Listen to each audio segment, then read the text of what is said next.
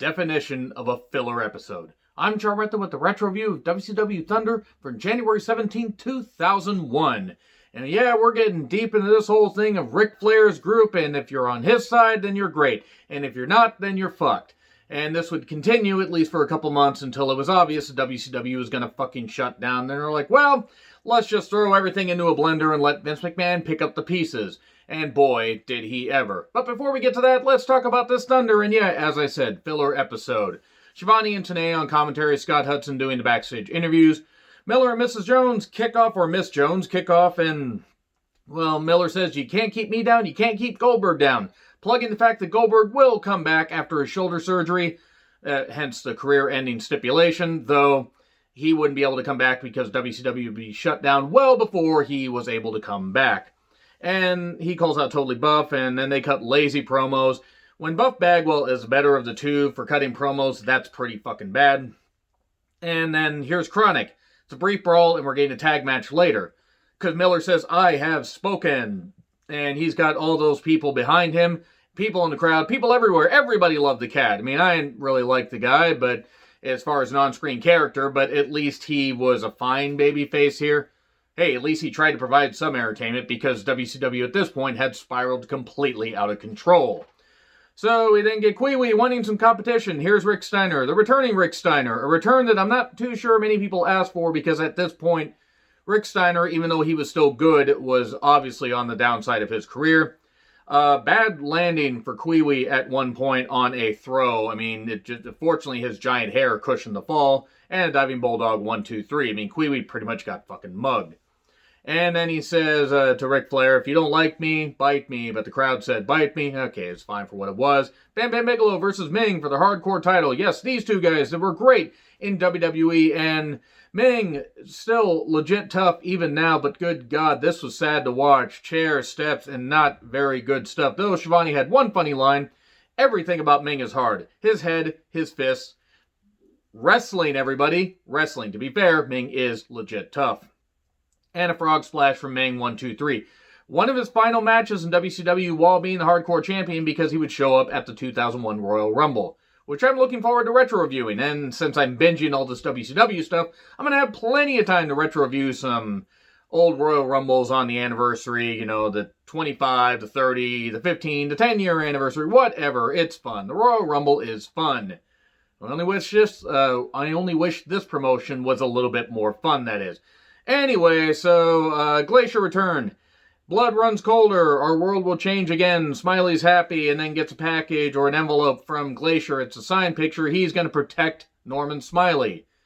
I thought they forgot about Glacier coming back because he just, they hyped it up at Starrcade for, the week after, and then I don't remember a single vignette happening from the Thunder episode on the 3rd of January till now. It was a little bit weird. I mean, granted, a bunch of stuff's running together, so maybe they did have it. But it's a very odd return. And nothing against the man playing Glacier, I just don't understand why he made his return of all times now. But anyway, Smiley says, I can do what I want. Okay, you have fun with that, though. Norman Smiley is legit tough. Flair, Scott, and co.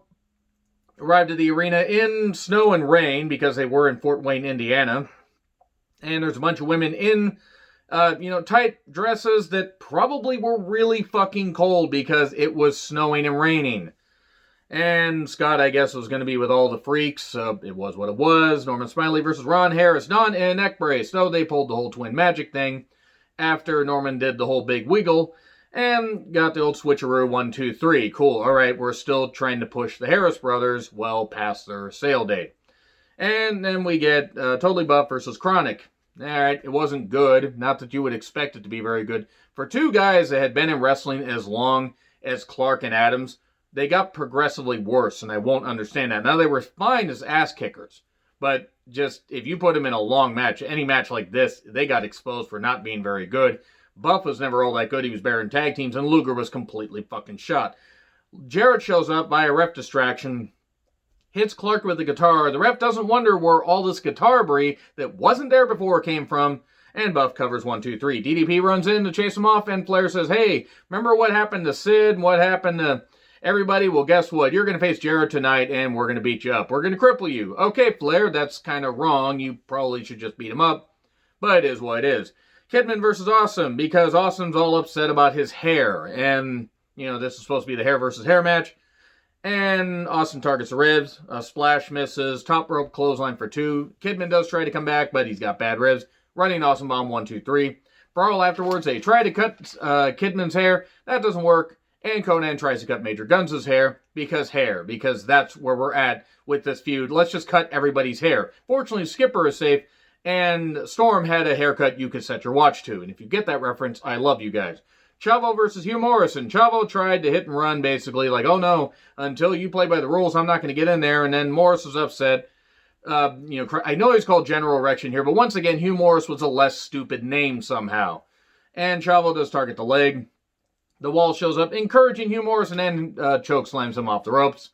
And Chavo covers 1, 2, 3. So now MIA is split down the middle. It's Chavo and the Wall.